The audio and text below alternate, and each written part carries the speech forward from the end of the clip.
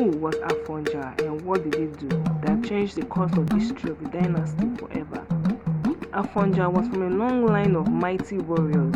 His great-grandfather was recorded to be the founder of Ilorin, and his lineage ruled to the 4th generation.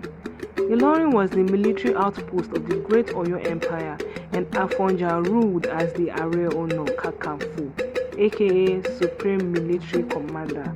He grew up in Oyo Palace with Prince Aole, who would later become king and his mortal enemy. During Aole's reign, he was said to be cruel and a strong supporter of slavery. This man sold his own friends into slavery. Talk about two friends. Aole did many dastardly things that got him feared and hated by the masses. As was the custom in those days, King Aole was asked to choose an enemy he could go to war against, and he chose a town called Ilorin and demanded Afonja be the one to lead this war. Ilorin was notorious for being impenetrable, but that was not the issue here.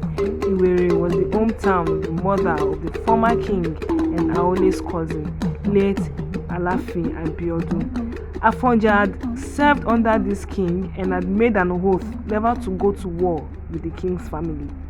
Afonja knew this was a plot by King Aole to get him killed because he knew that Afonja would never break his oath.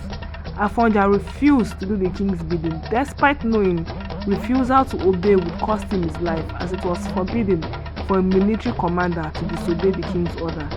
With the help of other powerful and influential people, Afonja turned against the Alaafin, besieged Oyo City for several weeks, and sent an empty covered calabash to the king, which meant he had been rejected by the people and had to commit suicide. It is said that the king Aole cursed Afonja and his descendants by throwing arrows into the air before he drank poison, that the descendants of Afonja would be ruled by slaves. After the success of this rebellion, Afonja returned to his base in Ilorin, and as fate would have it, he met the man that would change the course of Ilorin's history forever. His name was Shehu Alimi. Shehu Alimi was a Fulani Muslim cleric who possessed both mystic and military powers. Alimi had gained fame and respect from the people of Ilorin when he mystically killed a python that had been swallowing children, using prayers and recitations from his Quran. Yes, Alimi killed a python by sending thunder and lightning from heaven, the Elijah of his time.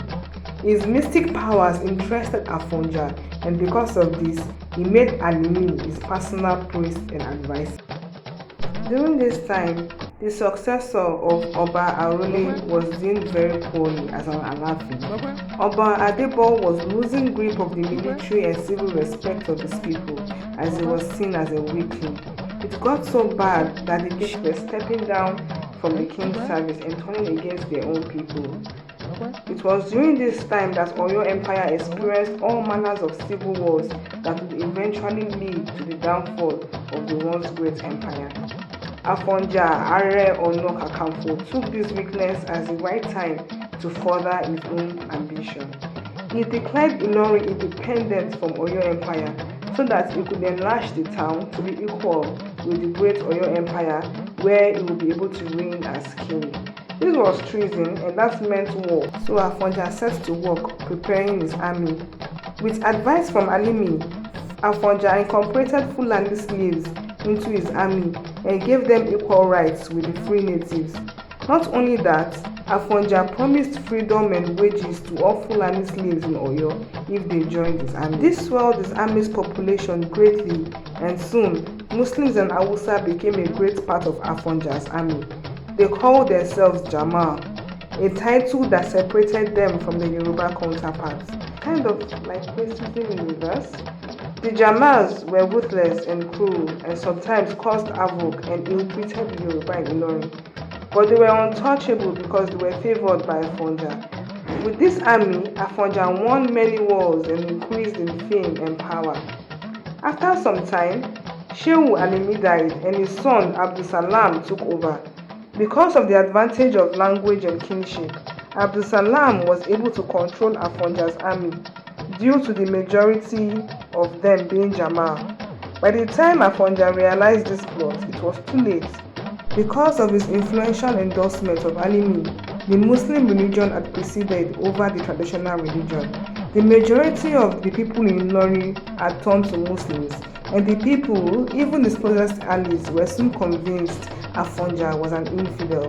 In 1824, when Afonja started to plot against the Jamas, he was ambushed by his own army and killed with several arrows. According to history, he was shot so many times that his dead body remained suspended in an upright position for a long time. Afonja's death birthed two bitter wars that ended in the defeat of the Yoruba people. The Jamas had become too powerful and tactical. They were able to defeat the Yoruba's war efforts because they had studied them. After the devastating Second War, Abdulsalam became the first emir of Ilorin, swearing allegiance to the Sokoto Caliphate. And so, this spelled the beginning of the Emirates and Gambari domination in Ilorin and the end of the Yoruba rule.